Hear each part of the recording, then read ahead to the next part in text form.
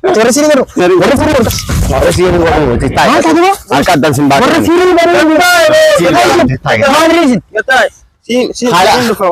Hala di guys aku sinja. Lenca Hasan janin to kan guys. Mbagi. Lenca Hasan kono ya. Kono Hasan lenca. Lenca Hasan kono. Lal. خلاص فك اللي مالك Lal. لا لا قاعد lenca ni. أي مالي صبر أما سبب هذا بيورا amma sabal de. Nur di makam Ahmad. وردي المانو بريجرا المانو بريجرا Emang kayak berjiracu. تكلم يا ترى ما هو مريض كم كملت Ganda ka sanin nerk. Dubbi ka waktu dua si mama. بندها هم قارتي دي قارتي دي Ini si dua ama maraba jebar. Dua rawul tas.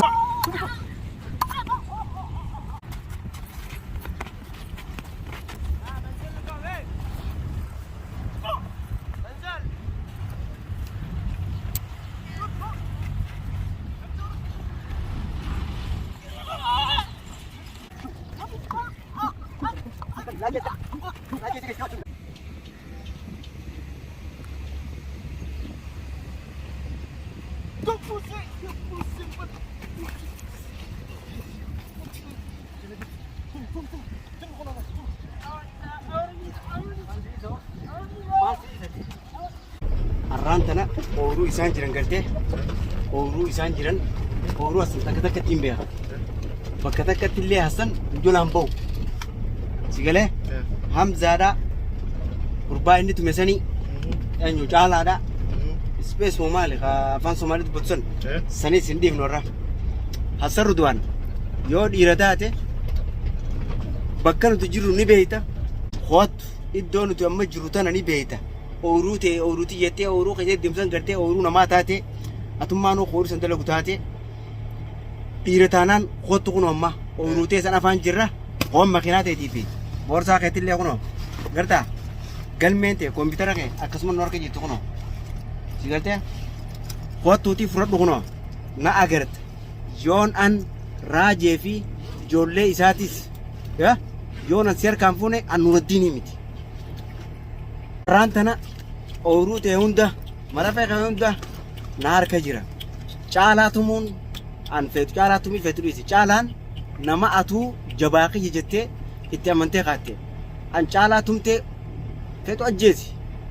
Raajee fi ijoollee isaati namni nan barbaadu. Hangeen raajee fidu. Raajee fi ijoollee isaa. Koompitara isaati, darasa isaati, makiinaa isaati. Abbaa fedhe arrammoo ooruu ijoolleen inni keessa kaayitan Hamzaa fi Caalaa fi Space ooruu san mazraa san gartee mazraa san dheenee cafeenarraa si duuba jirra bakka takkatti illee noorkaan baan ati nama qomra dhootee feetuu yaa oli an arraan tana jechuudha faayoo wajjin walii galtee ijoollee raajeetii fi raajee dhabamsiiftee jechuudha jarra dhiirummaa yoo qabaatte kunoo bakka ooruu teetiitiin jiran har'a as dhufee si barbaadarra jira ijoollee teetillee eenyuttanii Hamzaallee hin dhiisu an caalaa ati immoo caalaan baan nama biyyatti quba qabnu Hasan irraa maallaqa nyaattee ijoollee raajeedhaa fuutee Hasanii wajjin dhabamsiiftee jechuudha. Faasii fi faayoo fi Hasan jechuudha. Ati akkamitti nama Itoophiyaa irraa keessa dhufe taate raajee cinaa dhaabbachuu qabda immoo Hasan cinaa dhaabbachuu qabda namticha mujrima magaalaa tana keessatti. Mujrima jechuudha. Hasan cinaa akkamitti dhaabbattati? Caalaa yoo nagee barbaadde gurbaan kun nama waafaamuu miti. Yoo nagee barbaadde dhaabbadhu Hasan jalaa garuu sin dhiisu atu maaliif sin dhiifne raajii hangam takka ijoollee isaatii fi raajii jechuudha. Yoo hojii walii galtee ati har'aan tana gurbaa boojisaa jirta jechuudha. Caalaa na agartaatis har'aan tanaa waan si mudatu ta'u arkuuf ta'isa. An isin jalaan deemu jira ganamarraa kaasee sihii fi Hamzaa fi Spacees ooruu ta'an akka jirtan isiniin quba qaba. Daqiiqaa xiqqoo booda neeggadhu waan si mudatu ta'u. Faayoodha dhageessaa tun. Faayoodha. Hello. Hello. Faayoodhaa miti eenyummaa itti. Raqama haaraa kee dhiisiyeeti ati faayoodhaa miti. Hayi. Wanni barbaadesi immoo. Hassan ati gartee mujrimticha jechuudha. Abbaa ijoollee teetiitii fi jechuudha. Abbaa mana keetii ijoollee isaan adda baaftee magaalaa adan keessatti jechuudha. Ati Hassan maallaqa nyaachiftee gurbaa addabdee ijoollee fi adda baaftee godhaa jirtu.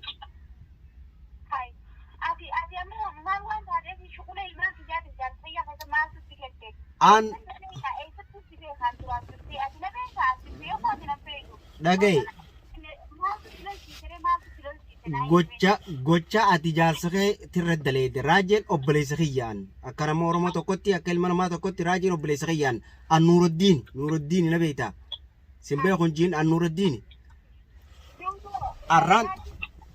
arraan tana ati akkamitti jechuudha Hassan mujrimticha magaalaa adan keessatti nama jiraachuu qote kana nama keenya akkami ijoollee teetti kannitee arraan tana raajee inni nama afaan isaan beeyneen ijoollee afaan Oromoo dubbanne nama afaan Somaalee dubbatu itti bitee akkasittumaa jiru na agartagaa anis kunoo Hassan ati akkasitti jechuudha jabaadhaa na manaa duubaan jiraattee maallaqa nyaachiftee akkasirra daleedu san kunoo arragaa Hassanii makiinaa Hassanii dookumentii isaati na harka jiran osoo ati achi Hassan maallaqa dargitee nyaachiftu an fuudhee si agarsiisa ijoollee isaatis.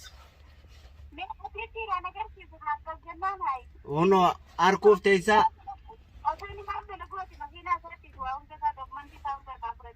Wanni akkaan itti harkaa fuudhe eenyu dhiirti inni an dhiira jee boo ni jirraa bar anaa as keessa jiru raajee waa takka godhuu hin danda'u.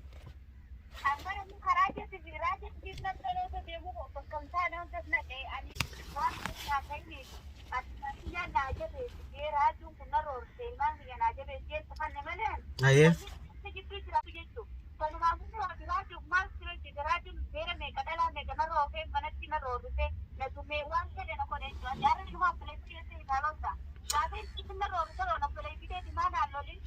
Yoom dhimma nuun geette inni nuun geette hangam takkoon san dhugaadhaa ayayi ati siituutu waan kana irratti dalaguudhaaf waan san jee malee raajeen nama waan akkasii dalaguu miti. Raajeen nama mana isaa tiifatu nama mana isaa eeggatu nama bultii isaa jabeeffatu raajeen.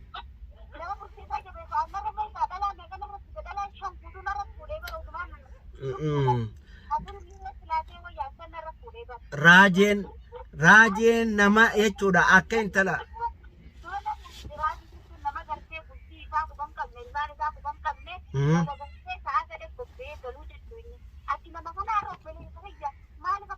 Dhagee kijiba.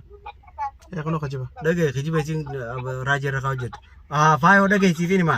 Raajeen dhalaati inni wajjin deemaa akkana jettuna dhalaa rakkatte akka obboleessaatti gargaaruun waanuma jiru. Nama rakkate bira dhaabbatan.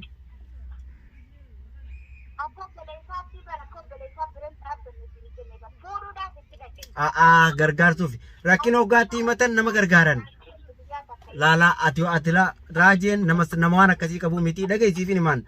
Waa dubbii laalama dubbiin guddatti laal dhageeffadhu an Hassan ati dhiireettee itti ergite san kunoo anamma makiinaa Hassan keessa taa'eeti isoo jaasoo jira.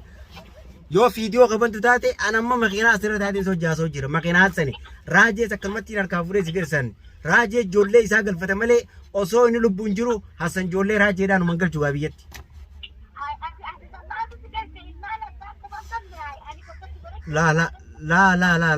La ilmaan abbumaa quba qabaate malee namni biraa abbaan dhalee guddise osoo jiru Hassan Rudwaan magaalaa adan keessatti raajee qabee ijoollee teenaa madrasaa geessa jee eessatti osoo abbaan raajeen ijoollee isaa barsiifachuu dadhabeeti. Ma akkamitti abbaa manaa maqaa balleessita? Beerani gargaare. Amma laa dhaggeeffadhu amma dubbii dheerachuu dhiisiiti amma kun deeqaa xiqqoo booda harki waan si godhu taa'u raajee fi ijoollee safaraati deemtuun fi hunda waan Hassanii dalagu guutuu waan amma deeqaa xiqqoo booda na harki. Anamma ooyiruu Hassan gartee ooyiruu Hassan taramadaa dhaqee Hassanii fi ijoollee isaa hojjetee duwwaaniin godhu dhaggeeffadhu ijumaan laale bas. Harkaaniin fuudhee harka kaaya Hassan Rudwaan.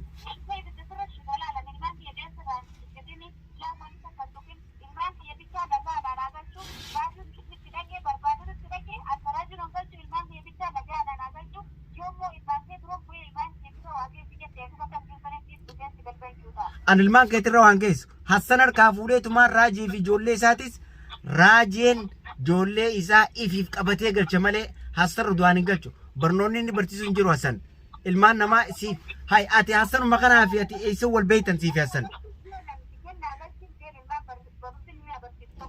duba maali mana barnootaa keessa خلاص أكستانان أن أرانتنا جولة راج ما بيجك الفتى أبا بيجك الفتى ملأ هالسمالك سرا فرتين ومنقلش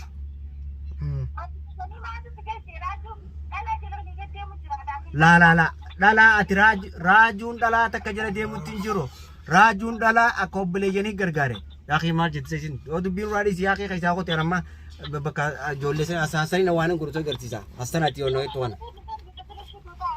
Ayana Rashid daga wala la.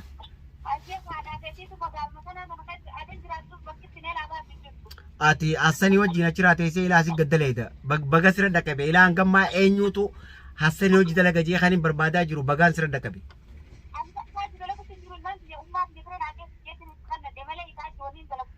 Okay, abbaa yoo galfatee hoo ijoollee. La dhalaan aggalutti hin jiru intala Oromooti bira dhaabbate hay arraatiya anna bira dhaabbattu yoon rakkadee na bira dhaabbaddu jee na bira dhaabbattu ati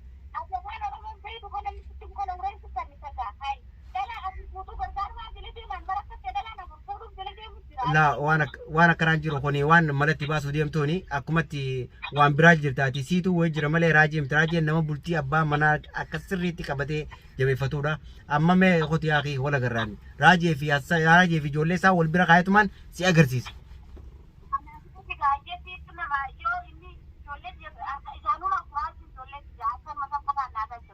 Ayyee wala garraa asanaasii galchuu wala garraa. Ayyee hoti yaa hoti. Koti. Dhageesse ifi way jirti Hassani wajjin hariiroo cimaa qabdi jechuuf ayoon. Nun deema manatti ooluu salleenaati nun deema.